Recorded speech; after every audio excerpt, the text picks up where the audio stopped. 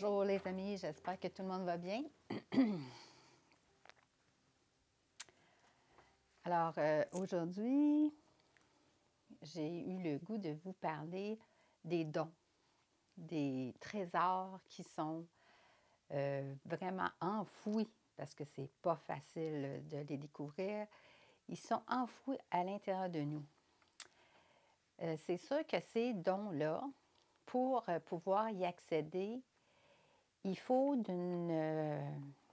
dans un premier temps, tenter de conquérir les influences extérieures, les facilités extérieures. Ça veut dire qu'est-ce qu'un autre pourrait actionner en dedans de la personne pour penser que c'est son intérêt. Elle trouve ça vraiment wow que l'autre, elle arrive à faire telle ou telle chose. C'est sûr que ça peut être fantastique, mais c'est seulement un exemple. Ce n'est pas nécessairement qu'est-ce qui habite à l'intérieur de la personne. Euh, on peut commencer après avoir conquis, mettons, l'influence extérieure, avoir compris que c'est pas nécessairement ce qui nous appartient, ce qui nous relève. On peut commencer par regarder justement l'empreinte génétique. Alors, la source qui nous a créés. Bon, ça ne veut pas dire que nos parents avaient exactement le talent que nous, on a ou les dons qu'on a, mais ils peuvent cacher des petites caractéristiques qui sont justement des souches à la base de notre mission, de notre talent, de nos dons. Bon, des dons, c'est qu'on peut avoir des facilités, une multitude de facilités. Donc, on va dire que c'est des dons parce que c'est facilement pour nous facile de déployer. Mais un talent, ça va être encore plus profond que les dons. Alors, tous ces dons-là, par exemple, ça pourrait être comme des petits morceaux de casse-tête qui finalement, un embriqué dans l'autre, va justement nous dévoiler nos aisances, notre talent. Bon, par exemple, si vous avez votre yang, votre père, qui avait une facilité à voyager, aucune contrainte, tu sais, un côté, pas seulement voyageur, mais un côté où il y a une sorte de besoin d'approfondir, de démystifier, de fouiner, de rechercher. C'est sûr que ça, vous allez l'avoir aussi, mais probablement pas nécessairement dans le même domaine. Ça, c'est juste l'aspect du yang, juste l'aspect extérieur, dans l'action, comme j'ai déjà expliqué dans d'autres vidéos. Le yin, votre mère, et en passant, comme j'ai déjà dit, le yin et le yang n'est pas nécessairement toujours dominant chez le sexe attitré.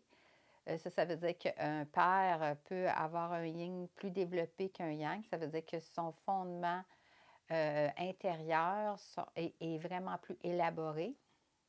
Et une mère qui serait, par exemple, c'est sûr associée au féminin, mais être plus dans l'action que la réflexion. Ça, c'est aussi un fait. Fait que, grosso modo, même si là, on ne parle pas nécessairement de dominance, mais de yin et de yang à la base de votre génétique, de ceux qui vous ont conçu, votre mère, par exemple, qui serait un tempérament plus dans l'introspection, plus dans le besoin d'approfondir ses réflexions, ses pensées.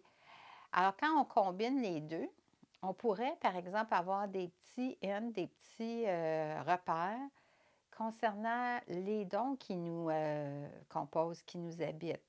À savoir qu'on pourrait encore plus emmener des observations approfondies par rapport à notre action qui serait, comme je le disais, une action qui vient d'un père, par exemple, qui aime explorer, qui aime voyager, qui aime découvrir, et de notre yin qui est celui de quelqu'un qui aime introspecter ce qu'ils découvrent. Alors ça pourrait être des points de repère qui pourraient vous aider à savoir quelles sont les directives que vos essences intérieures tentent de vous dévoiler pour que vous arriviez à trouver votre mission, vos talents, vos dons. Comme je disais, ça peut commencer par des petits hints, des petits repères de dons, mais éventuellement, quand tout s'imbrique un dans l'autre, il y a un talent. Bon, un talent, c'est pas nécessairement non plus qu'est-ce qu'un autre a découvert, dans le sens que ça se peut fort bien que, et ça c'est très probable, que votre talent, il n'y a personne d'autre que vous qui l'avez. Et vous ne l'avez pas non plus reconnu en personne d'autre avant vous. Alors, il ne faut pas être dans une sorte d'influence extérieure à penser que parce que vous avez une aisance, par exemple, en dessin, que ça va être dans le dessin.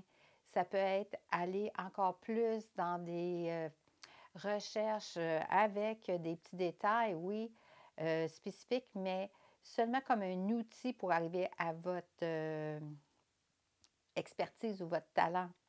Il ne faut pas non plus penser que on doit ignorer l'influence extérieure. On a tout un lien universel. Fait que si, par exemple, dans ce qu'on voit de quelqu'un d'autre qui a développé son talent, son aisance, on peut regarder, par exemple, comment elle est arrivée à faire ça. Comment elle a cru en elle, comment elle n'a pas laissé l'extérieur l'influencer, mais elle a regardé comment les gens qui ont cru en eux sont arrivés à faire ça.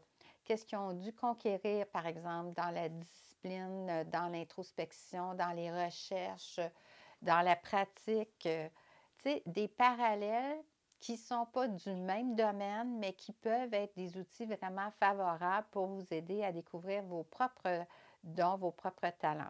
Ça peut être une façon vraiment efficace pour commencer. Comme quelqu'un, par exemple, qui fait de la cuisine, bien, un autre ne va pas nécessairement faire les mêmes mets, mais va se servir d'outils pour arriver à cuisiner ce que lui-même cherche à mettre sur la table, par exemple. Fait que ça, c'était le sujet que je voulais vous partager aujourd'hui sur une façon de peut-être trouver quels sont les dons qui vous composent à la base de votre génétique et qu'est-ce que ça peut révéler comme talent à force de marcher dans ces avenues-là en gardant toujours une concentration, un recentrage sur son intérieur, sur soi. Et là-dessus, je vous souhaite une super belle découverte en espérant que vous allez, tout comme moi, avoir du plaisir à développer ces talents-là. Là-dessus, je vous souhaite une bonne journée.